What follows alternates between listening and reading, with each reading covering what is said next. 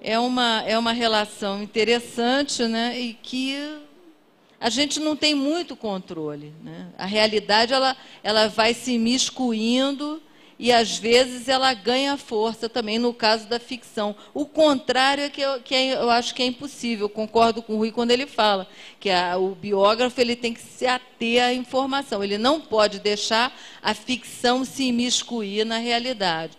Tanto que o próprio Rui, talvez por necessidade de também se soltar um pouco, começou a escrever romances baseados em fatos históricos, né, como Bilac vê estrelas e Era no Tempo do Rei, mas, de qualquer forma, romances. Ele conseguiu juntar as duas coisas.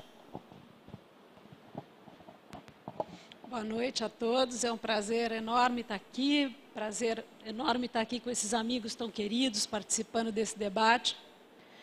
Mas antes de responder a pergunta do Jorge, eu queria também falar sobre a diferença entre o Rui e o Coni. A Heloísa explicou muito bem no que diz respeito ao Rui, e eu acho que eu vou falar agora um pouco do Coni. Eu lembro que, evidentemente isso é uma brincadeira, mas eu lembro que eu li uma entrevista do Borges há muitos anos, e o Borges tinha um grande interesse por leituras históricas. E ele, principalmente na juventude, então diz o Borges que ele passava as tardes estudando aqueles relatos históricos e que depois ele ia contar essas histórias para os amigos, só que ele não conseguia ser fiel aos fatos. Ele inventava, transformava muitas vezes um fato desimportante ele dava a esse fato uma dimensão genial. E ele falou, na verdade, eu jamais vou poder ser um historiador, eu jamais vou poder escrever biografia, porque o tipo de memória que eu trabalho é a memória, que o Coni também trabalha, é a memória inventiva. Na hora que eu conto, eu recrio tudo. E eu achei muito interessante, porque eu acho que, de uma certa forma, o ficcionista, ele fica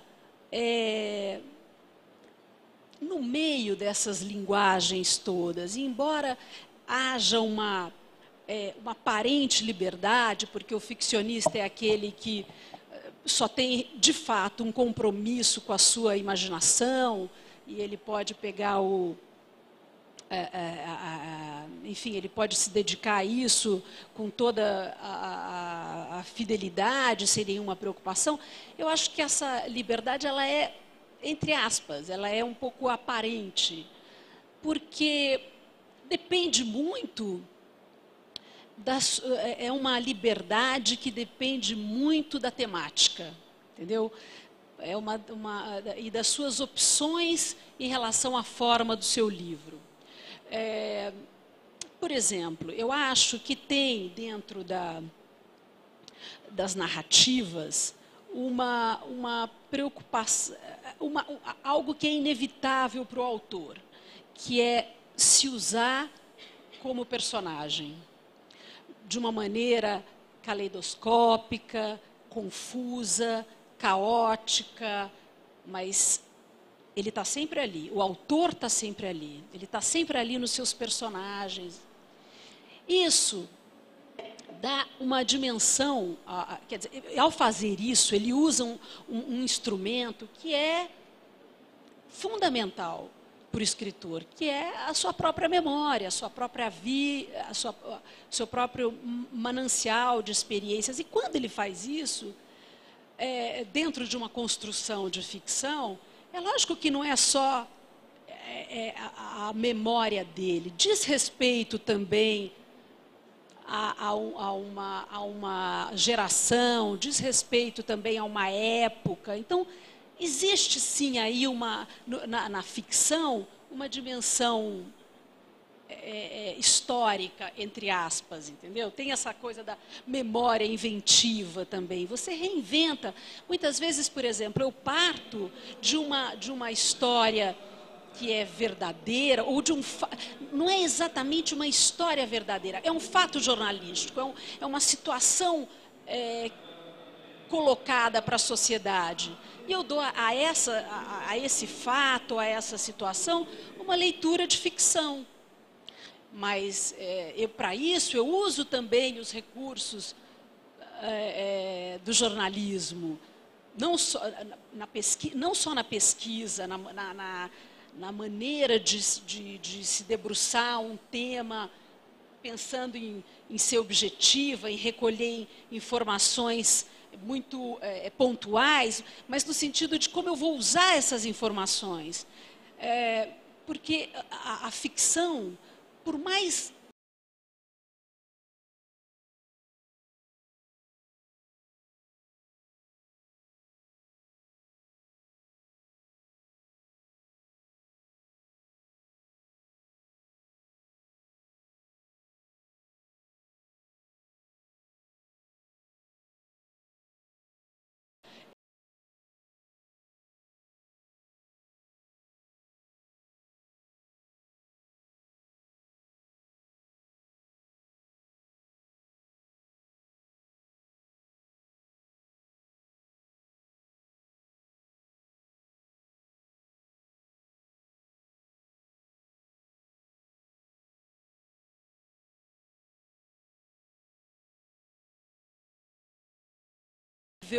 né, você tem que dar um aspecto de verossimilhança para a sua, não no sentido de que ela tem que estar colada à realidade ou de que ela tem um aspecto mundano de ser quase que um espelho da realidade. Não, no sentido de que ela, enquanto narrativa ficcional, é possível, é crível, né? Isso é uma experiência muito comum. Todos os escritores, eu acredito que isso é uma condição inevitável de todos os ficcionistas e de todos os biógrafos, memorialistas e jornalistas, todos nós somos inevitavelmente leitores. E essa é uma necessidade nossa como leitor. Então, é também uma imposição, quando você passa para o lado de lá, de autor, é uma das coisas, primeiro, que eu me pergunto na hora que eu estou montando a história, os personagens, lidando com aquilo, isso é crível, isso é... Né, mesmo como Jonas, o Copromanta, que é um romance completamente descomprometido no que diz respeito à realidade, a história de um personagem que ele lê os futuros através de uma arte que ele acredita ter inventado, né, que é a arte de ler o futuro através do formato das fezes do vaso sanitário. Ele tem toda uma interpretação do mundo esquizofrênica, um cara que vive num ambiente completamente fechado da literatura mas isso também tem que ser crível, até como construção de personagem esquizofrênico, como o tipo de loucura que ele produz. Então, acho que existe também uma falsa liberdade do ficcionista. Ele tem, sim, algumas questões que o prendem à realidade objetiva, entendeu? E tem também ainda, por último, uma possibilidade de até você usar como ficcionista as formas da linguagem jornalística, das linguagens de uma autobiografia, por exemplo. O último romance do Coetzee, não, o penúltimo, que é o Summertime, é de uma beleza incrível, porque ele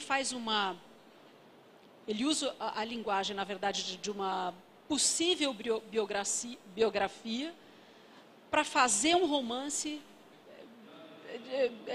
entre aspas, biográfico, né? É a história de um cara que pesquisa a vida do Coetzee logo após a morte dele. Ele faz ele lança um olhar sobre ele mesmo e sobre a sua obra sensacional. Então, você tem ainda isso como os recursos que você pode usar na sua literatura.